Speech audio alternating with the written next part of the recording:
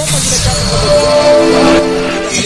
partner sa ginpatigayon nga drug bypass operation sa City Drug Enforcement Unit sa Barangay San Juan Molo, Iloilo City kahapon alas 8:20 sang gabi Pebrero 5, 2024. Ang mga arestado mo Sanday Teresa Pagunaling, 57 anyos, residente sa nasambit nga barangay, kag Ray Hermano, 57 anyos, residente naman sa Barangay MH del Pilar Haro, Iloilo City. Nabakla ng mga arestado sa isa ka plastic sachet sa ginapatihan shabu gamit ang 16,000 pesos nga bypass money. Dugang nga na-recover sa ilang paginakop ang 26 ka plastic sachet sa ginapatihan shabu kagiman pa nga mga non-drug evidence. Sa interview sa K5 News FM Iloilo kay Police Lieutenant Colonel Antonio Benitez Jr., Chief ng CDEU, ginpayag sila nga madugay man ang ilang monitoring antes ginkasa na sambit nga operasyon. Dugang pasang opisyal nga ginakabig si Pagunaling nga budigera sang shabu kag ginadulong lang sa iya nga balay ang supply sang illegal nga droga. Ginabatan naman sa 225 grams na na-recover nga suspected shabu nga may rasing estimated market value nga 1,530,000 pesos. Sa karon magapangtubang ang mga arestado sang kaso nga paglapas sa Republic Act 9165 o kung Comprehensive Dangerous Drugs Act of 2002. Balita Regional, nagikad sa probinsya sang Iloilo.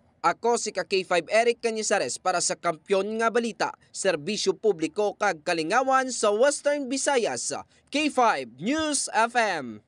This news is brought to you by, do you feel tired all the time? Do you have frequent infections? Do you have always cold? It's a sign of low immune system. Boost your immune system with Clinica D3 Bio, antibacterial, natural antioxidant, immune system booster. Clinica D3 Bio has vitamin D3, lauric acid, and monolurine to fight against all viruses. Try Clinica Vitamin D3 with Coccus nocifera.